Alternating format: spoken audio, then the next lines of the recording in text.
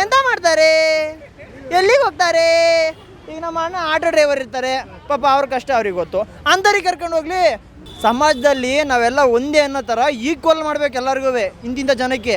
ಎಲ್ಲ ಪಬ್ಲಿಸಿಟಿ ಇದ್ದವ್ರಿಗೆ ಮಾತ್ರ ಕರ್ಕೊಂಡು ಹೋಗ್ಬಿಟ್ರೆ ಬಿಗ್ ಬಾಸಿಗೆ, ನಮ್ಮಂಥವ್ರು ನಿಮ್ಮಂಥವ್ರು ಏನು ಮಾಡ್ತಾರೆ? ಅಯ್ಯೋ ಅಂತಾಳೆ ಅವಳು, ಏಯ್ ಹೋಗಿ ಏಯ್ ಹಾ ಹ್ಞೂ ಅಂತಾಳೆ. ಅವ್ಳು ಇವನೇ ಕುಡಿಯೋದಂತೆ, ಅವಳು ಅಡುಗೆ ಮಾಡಲಿಲ್ವಂತೆ, ಅವಳು ಊಟ ಮಾಡಲಿಲ್ವಂತೆ. ಬೇಡ ಹೇಳೋಣ, ಹೇಳ್ತೀನಿ ಹೇಳೋಣ. ಏನು ಹೇಳ್ಬೇಕಣ್ಣ? ಅಣ್ಣ ಅದರಿಂದ ಏನು ಪ್ರಯೋಜನ ಐತಣ್ಣ?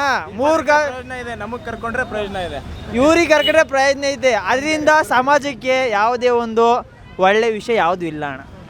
ಏನೈತೆ, ಏನು ಧಾರಾವಾಹಿ ನೋಡ್ತಾರೆ, ಅದೇ ಥರ ಅದನ್ನ ನೋಡ್ತಾರೆ ಅಷ್ಟೇ. ಅದರಿಂದ ನಮ್ಗೇನಿಲ್ಲ, ಮೂರ್ಖ ಸಾಧೆ ಏನಿಲ್ಲ, ಏನಿಲ್ಲ. ಹಾಂ ಅಣ್ಣ, ಅವ್ರು ಕೆಲಸ ಮಾಡೋಕೆ ಬರೋದಾದ್ರು ನೋಡ್ತಾರೆ. ನಮ್ಮಂಥವ್ರೆಲ್ಲ ಏನು ನೋಡ್ತಾರೆ? ನಮ್ಮ ಗಾಡಿ ಓಡಿಸ್ತೀವಿ, ಡ್ರೈವರ್ ನಾವು. ಡ್ರೈವರ್ ಅಣ್ಣ ಡ್ರೈವರು, ನಾವು ಗಾಡಿ ಡ್ರೈವರು. ನಾವು ಗಾಡಿ ಓಡಿಸೋದೇ ನಮ್ಗೆ ಆಗಿರುತ್ತೆ. ಕೆಲಸ ಮಾಡೋ ಅಂಥವ್ರು ಯಾರು ನೋಡಲ್ಲ ಅಣ್ಣ. ಈ ಕಡೆ ಬರೋಣ, ಹೊಡ್ಕೊಂಡ್ರು ನಮ್ಮ ಡ್ರೈವರ್ ಅಣ್ಣ.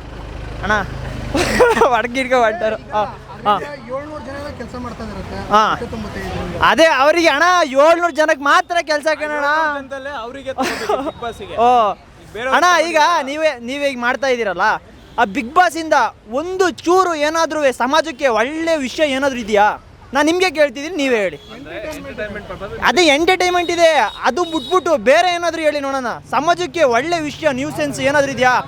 ಅವಳೇನಾದ್ರು ಹೊಡೆದ್ಲಂತೆ, ಅವಳು ಅಯ್ಯಪ್ಪ ಅಂತಾಳೆ, ಅಯ್ಯೋ ಅಂತಾಳೆ. ಅವಳು ಏಯ್ ಹೋಗಿ ಏಯ್ ಹಾ ಹ್ಞೂ ಅಂತಾಳೆ. ಅವಳು ಇವನೇ ಕುಡಿಯೋದಂತೆ, ಅವಳು ಅಡುಗೆ ಮಾಡಲಿಲ್ವಂತೆ, ಅವಳು ಊಟ ಮಾಡಲಿಲ್ವಂತೆ. ಆ ಬಿಗ್ ಬಾಸ್ ಯಾರ್ಯಾರು ಅವ್ರು ಏನೇನು ಯಾರಿಗೂ ಈಗ ನೋಡೋಣ. ಈಗ ಒಂದು ನ್ಯೂಸು, ಈಗ ಪ್ರೆಸ್ಸು ಮೀಡಿಯಾ ಈಗಿದ್ದಾರೆ, ಅದರಿಂದ ಏನೋ ಒಂದು ಅನುಕೂಲ ಇದೆ. ಹಂಗಾಯಿತು ಅಲ್ಲ, ಇದು ಆಕ್ಸಿಡೆಂಟ್ ಆಯಿತು, ಇಲ್ಲ ಅವ್ರಿಗೆ ಇದಾಯಿತು, ರಾಜಕೀಯದ ಏನಾದರೂ ಒಂದು ವಿಷಯ ತೋರಿಸ್ತಾರೆ. ಅದೇ ಬಿಗ್ ಬಾಸಲ್ಲಿ ಏನಿದೆ ಅಣ್ಣ, ಒಂದು ಕುರಿ ದೊಡ್ಡದಂಗೆ ದೊಡ್ಡಬಿಡ್ತಾರೆ ಒಂದು 100 ಜನಕ್ಕೆ.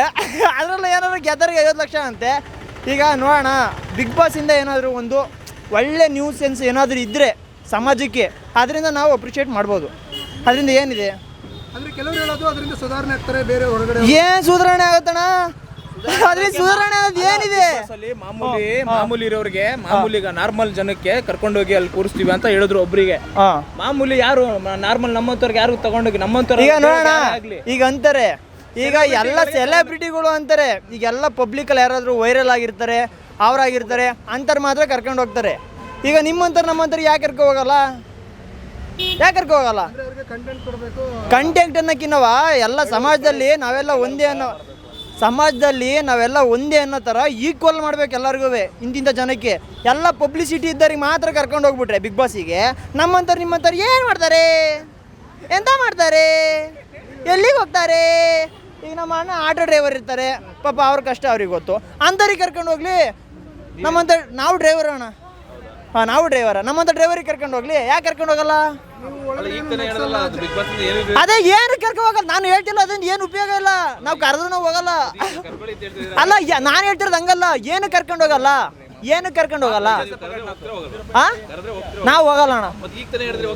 ನಾನು ಅದನ್ನೇ ಹೇಳ್ತಿರೋದು, ಪಬ್ಲಿಸಿಟಿ, ಸಮಾನತೆ, ಎಲ್ಲರ ಸಮಾನತೆ ಇರ್ಬೇಕಣ್ಣ.